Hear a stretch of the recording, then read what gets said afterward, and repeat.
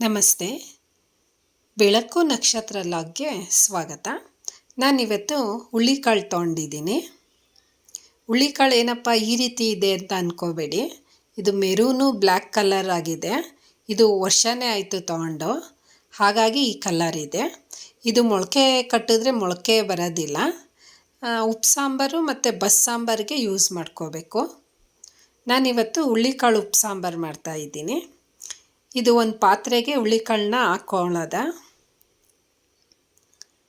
ಹಾಕ್ಕೊಂಡಿದ್ದಾದ ನಂತರ ಒಂದು ಸ್ವಲ್ಪ ನೀರು ಹಾಕ್ಕೊಂಡು ನೀಟಾಗಿ ತೊಳೆದು ಆ ನೀರನ್ನ ಬಸ್ತಿದ್ದಾದ ನಂತರ 1.5 ಗ್ಲಾಸಷ್ಟು ನೀರು ಹಾಕ್ಕೊಂಡು ಒಂದು ಸ್ಟವ್ ಹಚ್ಕೊಂಡು ಬೇಯೋದಕ್ಕಿಡೋದ.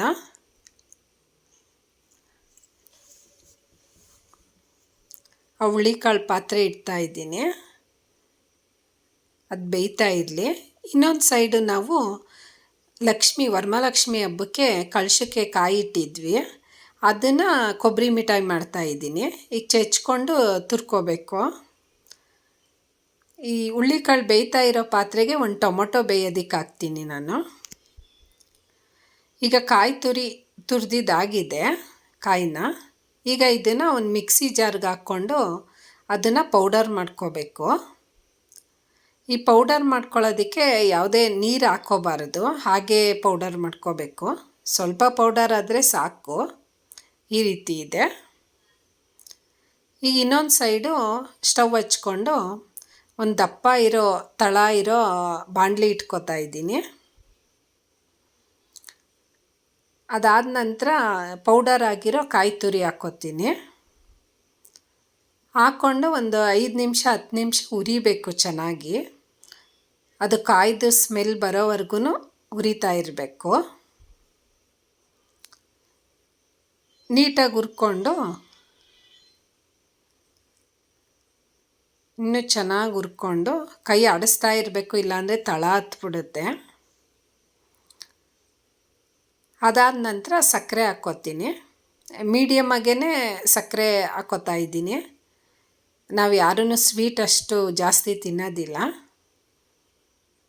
ಇಷ್ಟು ಹಾಕ್ಕೊಂಡು ಮತ್ತೆ ಮಿಕ್ಸ್ ಮಾಡ್ತೀನಿ ನಾನು. ನೀಟಾಗೆಲ್ಲ ಮಿಕ್ಸ್ ಮಾಡಿಕೊಂಡು ಅದಕ್ಕೆ ಒಂದು 3-4 ಸ್ಪೂನಷ್ಟು ಹಾಲು ಹಾಕ್ಕೋತೀನಿ. ಈ ಹಾಲು ಹಾಕಿದ್ರೆ ಜಾಸ್ತಿ ದಿನ ಇಡೋದಕ್ಕಾಗೋದಿಲ್ಲ. 1-2 ದಿನದಲ್ಲೇ ತಿಂದು ಖಾಲಿ ಮಾಡಬೇಕಾಗುತ್ತೆ. ಇದು ಒಂದು ಕಾಯಿ ಇರೋದ್ರಿಂದ ಸ್ವಲ್ಪನೇ ಆಗೋದು, ಹುರಿದಾಗ ಕಡಿಮೆ ಆಗುತ್ತೆ. ಮತ್ತು ಏಲಕ್ಕಿ ಪೌಡರ್ ಹಾಕ್ಕೋತೀನಿ. ಏಲಕ್ಕಿ ಪೌಡರ್ ಹಾಕ್ಕೊಂಡು ನೀಟಾಗಿ ಮಿಕ್ಸ್ ಮಾಡ್ಕೋತೀನಿ. ಅದಾದ ನಂತರ ಒಂದು ಪ್ಲೇಟ್ ತೊಗೊಂಡು ಅದಕ್ಕೆ ತುಪ್ಪ ಸವರಿ ಇಟ್ಕೊಂಡಿದ್ದೀನಿ. ಈಗ ಹುರಿದಿರೋ ಅಂಥ ಕಾಯಿನ ಹಾಕ್ಕೋತಾ ಇದ್ದೀನಿ. ಹಾಕ್ಕೊಂಡು ನೀಟಾಗಿ ಪ್ರೆಸ್ ಮಾಡಬೇಕು. ಅದಾದ ನಂತರ ಒಂದು ಚಾಕು ತಗೊಂಡು ಕಟ್ ಮಾಡ್ಕೋತೀನಿ. ಈಗಲೇ ಕಟ್ ಮಾಡ್ಕೊಂಡು ಕೆಲವರು ಪಾಕ ತೆಗ್ದಿನೂ ಮಾಡ್ತಾರೆ, ಅದು ಚೆನ್ನಾಗಿರುತ್ತೆ. ಈ ಮೆಥಡೂ ಚೆನ್ನಾಗಿರುತ್ತೆ. ಇನ್ನೊಂದು ಸೈಡು ಕಾಳು ಬೇಯ್ತಾ ಇದೆ, ಇನ್ನೊಂದು ಸ್ವಲ್ಪ ಬೇಯಬೇಕು. ಮತ್ತು ನಾವೊಂದು ಈರುಳ್ಳಿ ತೊಗೊಂಡು ಕಾಳು ಒಗ್ಗರಣೆಗೆ ಸಣ್ಣದಾಗಿ ಹಚ್ಚಿ ಇಟ್ಕೋಬೇಕು. ನಂತರ 1-2 ಒಣಮೆಣ್ಸಿನ್ಕಾಯಿ, 1 ಹಿಡಿಯಷ್ಟು ಕೊತ್ತಂಬರಿ ಸೊಪ್ಪು, ಇದನ್ನು ಸಣ್ಣದಾಗಿ ಹಚ್ಚಿಟ್ಕೋತೀನಿ. ಸ್ವಲ್ಪ ಸಾಂಬಾರ್ಗೆ ಹಾಕ್ತೀನಿ ನಾನು, ಸ್ವಲ್ಪ ಪಲ್ಯಕ್ಕೆ ಹಾಕ್ತೀನಿ. ಈಗ ಕಾಳು ಸಂಪೂರ್ಣ ಬೆಂದಾಗಿದೆ. ಇದಕ್ಕೆ ಉಪ್ಪು ಹಾಕ್ಕೊಂಡು ನಾನು ಬೇಯಿಸ್ಕೊತಾ ಇದ್ದೀನಿ.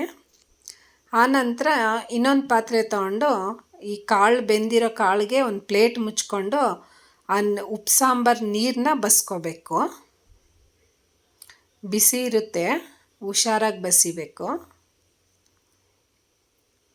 ನೀಟಾಗಿ ಸಂಪೂರ್ಣ ಬಸ್ಕೊಂಡು ಆನಂತರ ಟೊಮೊಟೊ ಬೇಯೋಕ್ಕಿಟ್ಟಿದ್ವಲ್ಲ ಅದನ್ನು ಆ ಸಾಂಬಾರು ಒಳಗಡೆ ಹಾಕ್ಕೊಂಡು ಅಲ್ಲೇ ಮ್ಯಾಶ್ ಮಾಡ್ತಾಯಿದ್ದೀನಿ. ಇಲ್ಲ ಅಂದರೆ ನೀವು ಒಂದು ಜಾರ್ಗೆ ಹಾಕ್ಕೊಂಡು ಮಿಕ್ಸಿ ಮಾಡ್ಕೋಬೋದು, ಆಗ ಸ್ವಲ್ಪ ಸಾಂಬಾರು ಗಟ್ಟಿ ಬರುತ್ತೆ. ಅದನ್ನು ಒಂದು ಸೈಡ್ ಇಟ್ಕೊಬಿಡೋದ ಪಕ್ಕಕ್ಕೆ. ಅದು ಇಟ್ಟಾದಮೇಲೆ ಇನ್ನೊಂದು ಪಾತ್ರೆ ತಗೊಂಡು ಸ್ಟವ್ ಮೇಲೆ ಇಟ್ಟಿದ್ದೀನಿ. ಸ್ವಲ್ಪ ಸಾಂಬಾರ್ಗೆ ಉಪ್ಪು ಹಾಕ್ಕೋತಾ ಇದ್ದೀನಿ ಪಕ್ಕದಲ್ಲಿರೋ ಪಾತ್ರೆಗೆ. ಈಗ ಇದಕ್ಕೆ 1 ಸ್ಪೂನಷ್ಟು ಎಣ್ಣೆ ಹಾಕ್ಕೋತೀನಿ. ಅದು ಹಾಕಿದ ನಂತರ 1 ಟೀ ಸ್ಪೂನು ಸಾಸಿವೆ, 2 ಒಣಮೆಣ್ಸಿನ್ಕಾಯಿ, ಸ್ವಲ್ಪ ಈರುಳ್ಳಿ, 1 ಈರುಳ್ಳಿ ಕಟ್ ಮಾಡಿ ಇಟ್ಕೊಂಡಿದ್ವಲ್ಲ ಅದು ಹಾಕ್ಕೊಂಡು ಗೋಲ್ಡನ್ ಕಲರ್ ಬರೋವರೆಗೂ ಹುರ್ಕೋಬೇಕು.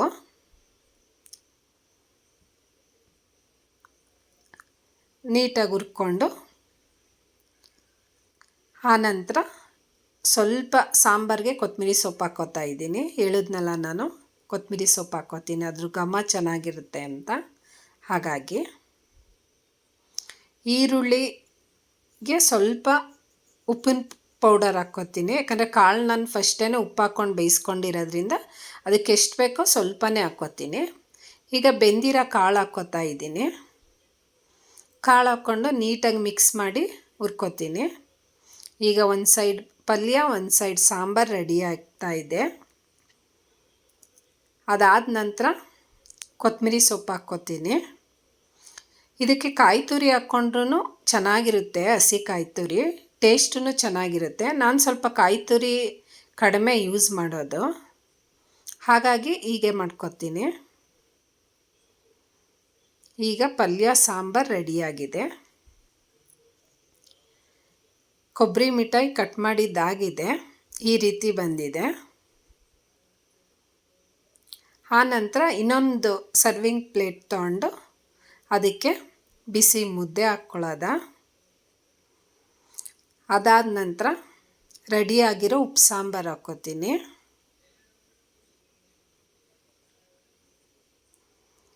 ಮತ್ತು ಒಗ್ಗರಣೆ ಮಾಡ್ಕೊಂಡಿರೋ ಕಾಳನ್ನೂ ಹಾಕ್ಕೋತೀನಿ. ನಂತರ ನಮ್ಮ ಮನೆಯಲ್ಲೇ ಮಾಡಿರೋ ಉಪ್ಸಾರು ಖಾರ, ಅದು ಲೆಂತಿ ಆಗಿಬಿಡುತ್ತೆ ಅಂದ್ಬಿಟ್ಟು ನಾನು ಖಾರದ್ದು ತೋರಿಸಿಲ್ಲ, ಇನ್ನೊಂದು ಲಾಗಲ್ಲಿ ಹಾಕ್ತೀನಿ. ಅದಕ್ಕೆ ಸ್ವಲ್ಪ ಸಾಂಬಾರಿಗೆ ತುಪ್ಪ ಹಾಕ್ಕೊಂಡು ಊಟ ರೆಡಿಯಾಗಿದೆ. ಮುದ್ದೆ ಉಪ್ಪು ಸಾಂಬಾರು. ಇವತ್ತು ಮುದ್ದೆ ಉಪ್ಪು ಸಾಂಬಾರು ಮತ್ತು ಕೊಬ್ಬರಿ ಮಿಠಾಯಿ ಹೇಗಿತ್ತು ಅಂತ ಕಮೆಂಟ್ ಬಾಕ್ಸಲ್ಲಿ ತಿಳಿಸಿ. Thank you.